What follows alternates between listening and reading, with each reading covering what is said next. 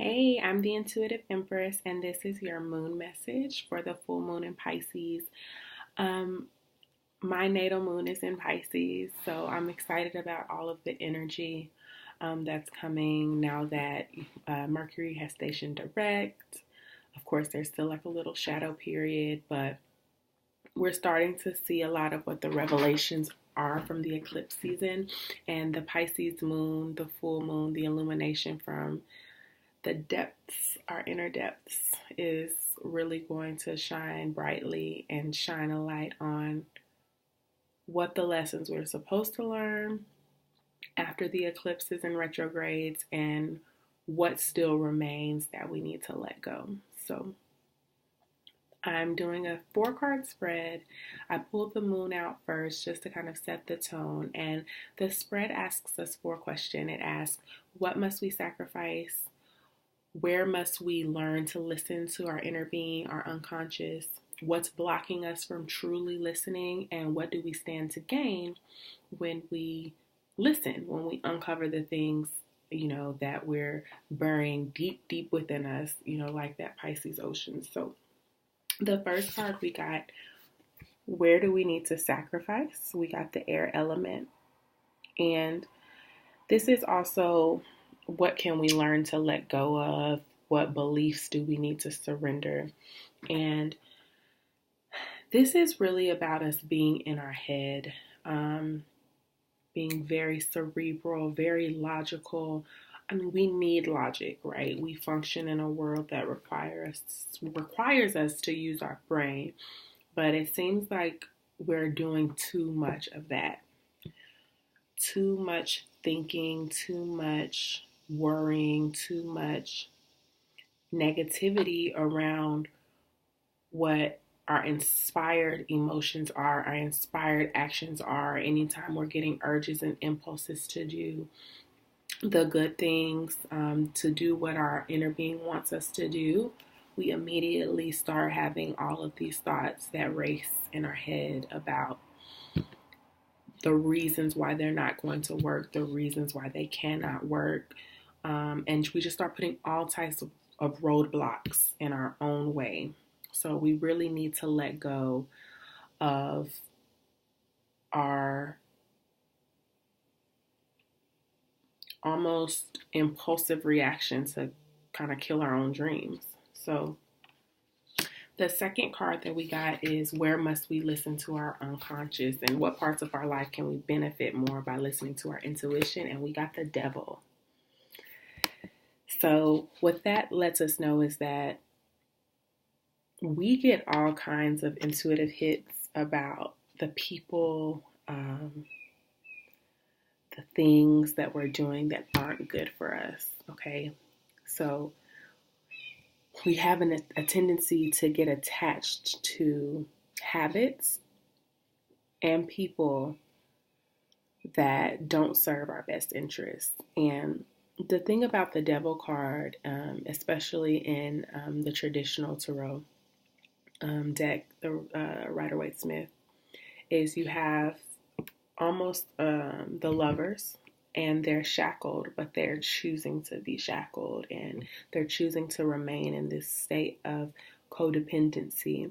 And so what we really want to look at is, what attachments do we have that are preventing us from being all that we can be? This could be lust, this could be drinking, this could be relationships, and it could really just be us and our addiction to these negative thoughts.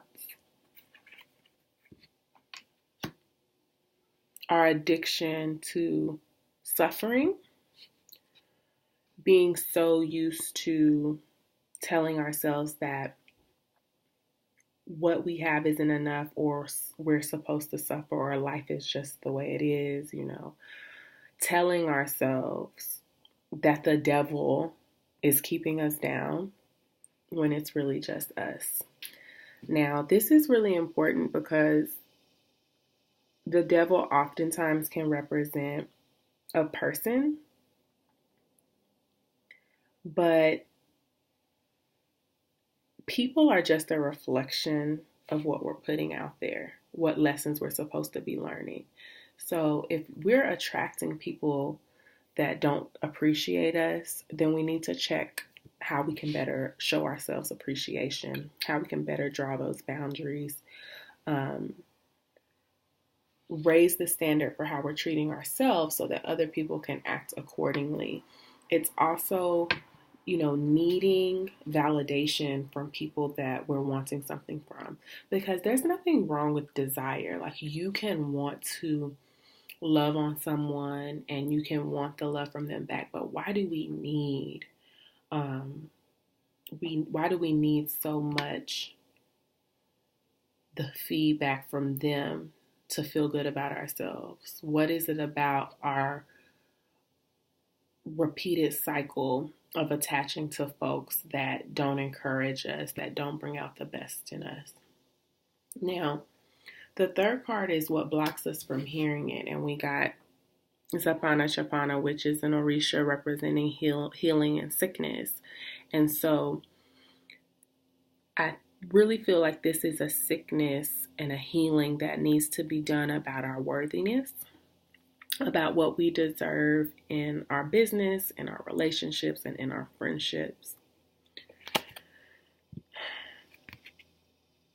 And this is really a healing that comes at the core, and our inner being itself needs to be healed. We're not listening because we don't even know what the voice sounds like. We're not even connected to what our intuition is.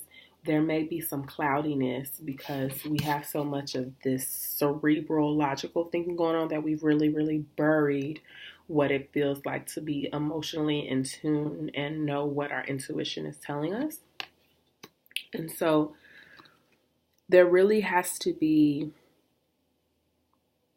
some reconnecting and some spiritual healing around what our deepest desires truly are.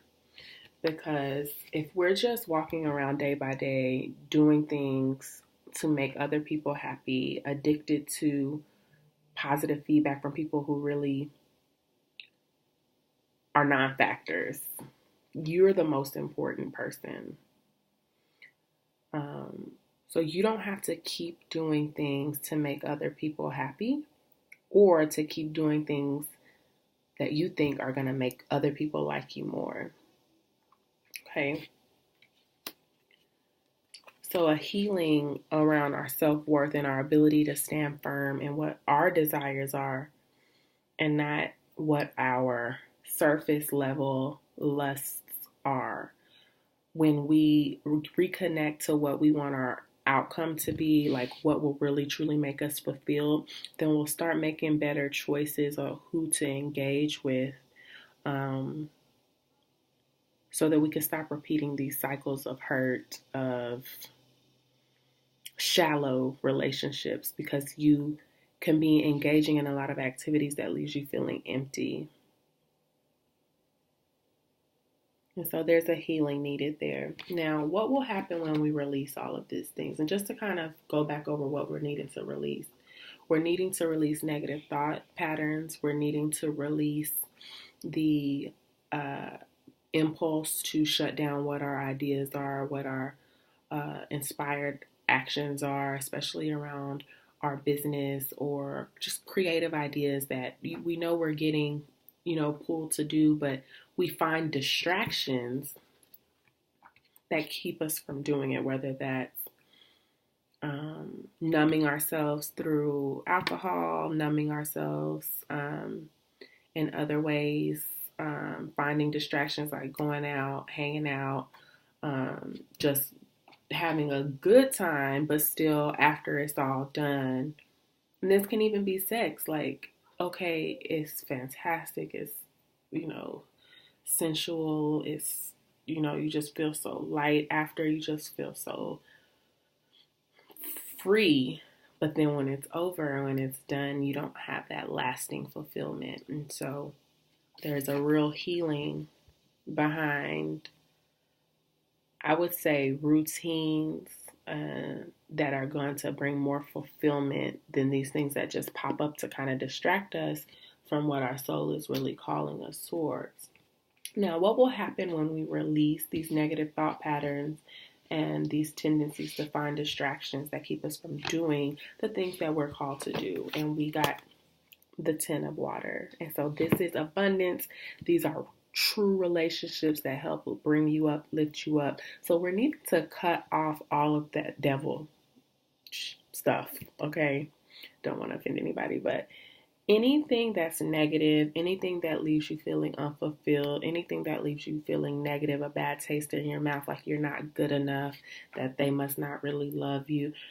Everybody doesn't have to. And if they don't, if they're not reciprocating in that love or in that encouragement, then something's not aligned with them. And that's okay. Like maybe they'll get there, maybe they won't, but you cannot continue to engage in people that don't give you reciprocity. And when you're willing to make the sacrifice to cut off situations, relationships, friendships, whatever that are making you feel low, then you'll make room for these beautiful things to come in. This is abundance. This is emotional security. This is a solid squad. This is all of the beautiful things that you deserve. And at the bottom of the deck, we got the Star card. And this just reinforces that we're needing to be true to who we are and what we want and really dig deep and reconnect to our psychic abilities, our intuitive abilities, our emotional GPS, and our guidance system that is going to show us what we're really wanting and get us away from the distractions that are keeping us from doing those things. And we're going into Virgo season, and Virgo season is really about putting your head down and doing the things that you know you're being called to do, the things that you have to do. And if you're feeling kind of like you're in this negative cycle or this pattern where, you take 2 steps forward and take 1 step back, it's because you're not answering the call of your inner being. So once you heal and remove all of these distractions, meditate, pray, you're going to make room for these new relationships to come in. And so as the moon, comes into her fullness and it's a perfect time for us to release, definitely want to look into some rituals that will help you identify what it is that you need to release and, make it ceremonial, make it a big deal, because you stand to gain so much by letting those things go. Okay. I love you guys. Remember, you can follow me on Instagram for our daily manifestation meditations at The Intuitive Empress. My website is theintuitiveempress.com. You can book a reading there. Thank you for watching. Please subscribe. Talk to you soon.